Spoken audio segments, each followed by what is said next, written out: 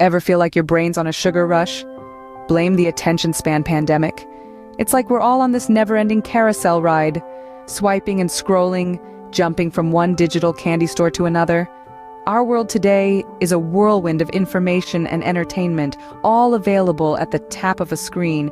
And it's not just about the volume of content, but the speed at which it's served.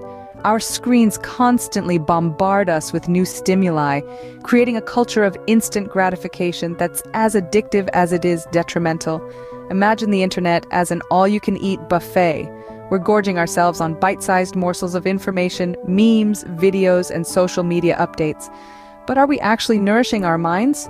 Or are we just stuffing ourselves with empty calories, leaving no room for the wholesome meals of deep thought and focused attention? This constant craving for digital sweets is wreaking havoc on our ability to concentrate. Our brains, wired to seek out novelty and reward, are being overstimulated. We're training ourselves to crave the quick fix, the easy laugh, the immediate like. But what happens when the screen goes dark? The silence can be deafening, and the absence of constant stimulation unnerving. This is the attention span pandemic. Our minds, once vast and tranquil oceans, are now more like choppy seas, constantly churned by the winds of digital distraction. We are losing our ability to focus on a single task, to immerse ourselves in a book, or even to enjoy a moment of quiet reflection. The consequences are far-reaching. We're seeing rising levels of anxiety and depression as our brains struggle to cope with the relentless demands for attention. And we're missing out on opportunities for deeper understanding, meaningful connections, and personal growth. Why? Because we're too busy chasing the next dopamine hit, the next viral video, the next trending hashtag. We're trading depth for breadth, quality for quantity, and the now for the never-ending next.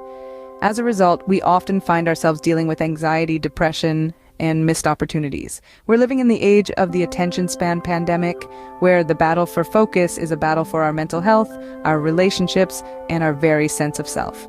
Freud's backstage pass: meet the ID, ego, and superego. Let's dive into the fascinating world of Freudian psychology.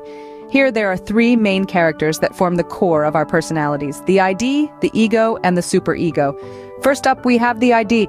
Picture an impulsive toddler driven by its wants and desires, wanting everything here and now with no regard for reality or the needs of others. That's the ID for you.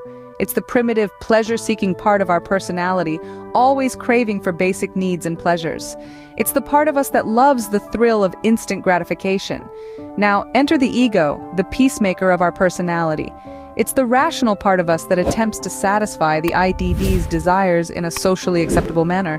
It's like a referee, constantly negotiating between the ID's demands for immediate satisfaction and the real world's social norms.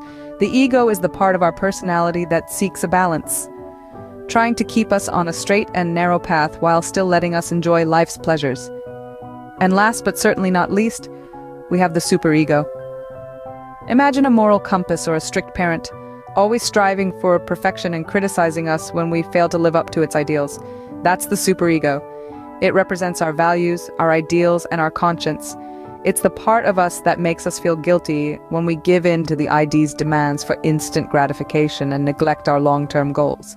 In a nutshell, our personality is a constant tug of war between the ID, ego, and superego. How well we manage this internal conflict determines how successful we are in life. It's not about completely denying our desires or suppressing our needs. It's about finding a balance, a middle ground where we can satisfy our needs without compromising our long-term goals and values. Understanding these three components is crucial to mastering delayed gratification. So let's keep these key players in mind as we navigate through the world of delayed gratification and ultimately financial success. Dopamine overload alert: why the ID's flexing its muscles. Let's dive into the world of our mind, where the ID, one of Freud's trio of components of personality, is having a field day. What's the ID, you ask? It's that part of our mind that craves immediate pleasure. It's the toddler within us that cries out, "I want it, and I want it now," in a world before the digital age. This ID was kept in check by the ego and superego, our rational referee and moral compass, respectively. They tell the ID, "Hold on, let's think this through." But with the advent of the internet, the ID is in overdrive. Think about it. A click here, a swipe there, and voila! We have our quick fix of dopamine, the happiness hormone. The internet is the ID's playground, where it can indulge in its love for immediate pleasure with no restrictions. This constant dopamine hit is like feeding our minds a steady diet of junk food. Sure, it feels good in the moment, but over time we start to feel the ill effects. We become slaves to our impulses, always seeking the next quick fix, the next dose of instant gratification. And here's the kicker. While we're busy seeking these quick dopamine hits, we're missing out on the real, meaningful experiences that life has to offer. The laughter shared with friends, the joy of achieving a long-term goal, the sense of belonging that comes from being part of a community. These are the experiences that truly satisfy us, that fill us up in a way that no amount of mindless scrolling ever can. But in our rush for instant gratification, we often overlook these genuine experiences. The ID's dominance in the digital age is making us forget the importance of patience, of waiting, of working towards something meaningful. So what's the solution? How do we tame this beast that the ID has become? Well, that's a story for another day. For now, let's just remember that while the internet can provide quick dopamine hits, it's the genuine experiences in life that truly satisfy us. This focus on instant gratification often makes us miss out on genuine experiences like belonging and connection. And picture kids and marshmallows, now picture your bank account. A strange comparison, you might think, but bear with me. We're about to delve into the sweet world of the Marshmallow Test and explore its surprising implications for financial success.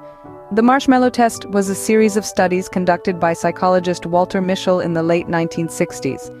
In these experiments, a child was placed in a room with a single marshmallow. They were given two options: devour the marshmallow immediately or wait patiently for 15 minutes and receive a second marshmallow as a reward. Sounds simple, right? But imagine the internal struggle of these young participants. Now, you might be wondering, what does this have to do with my bank account? Well, the Marshmallow Test was more than just a study on children's self-control. It was a profound exploration of our ability to delay gratification. The children who managed to resist the initial temptation, who chose to wait for the bigger reward, they were the ones who fared better in life. They had lower rates of substance abuse, better social skills, lower levels of obesity, and yes, greater financial success. This test paints a vivid picture of how the ability to delay gratification can be a significant factor of success. It's about trading the immediate, fleeting pleasure of that one marshmallow for the promise of something greater down the line. It's about understanding that the best things in life often require patience, sacrifice, and a dash of self-discipline. So the next time you're faced with a financial decision, think about the Marshmallow Test. Are you going to seize the single marshmallow in front of you? Or are you going to wait, delay that instant gratification, and work towards the promise of a second marshmallow, a better future? The Marshmallow Test shows us that the ability to delay gratification can have a profound impact on our lives. It's not just about resisting a sweet treat. It's about mastering the art of patience, making wise decisions, and ultimately shaping your financial future. Ready for a plot twist? It's all about the hustle. It's about trading the present for a future that's better, brighter, and more rewarding. It's about choosing the harder right over the easier wrong. This, my friends, is the art of delayed gratification. Now, I'm not talking about mindlessly putting off everything you enjoy. It's about making strategic decisions. It's about understanding that good things in life often require time and effort. Let's consider your financial goals. Maybe you want to buy a house, start a business, or travel the world. These aren't things you can achieve overnight. They require careful planning, discipline, and yes, delayed gratification. You might be tempted to splurge on that latest gadget or designer outfit, but remember, every dollar you spend now is a dollar less for your dreams. It's a marshmallow you're gobbling up instead of waiting for a bigger reward. What if you could resist? What if you could delay that instant pleasure for a long-term gain? It's a game of patience, but one that's well worth playing. This is where you need to shape your personality and lifestyle. Cultivate an ego that balances your ID's desires with your superego's values. Develop a mindset that prioritizes meaningful goals over fleeting pleasures. And remember, it's not just about financial success, it's about personal growth, about becoming a person who values substance over superficiality, who understands the worth of patience and persistence. So here's your challenge.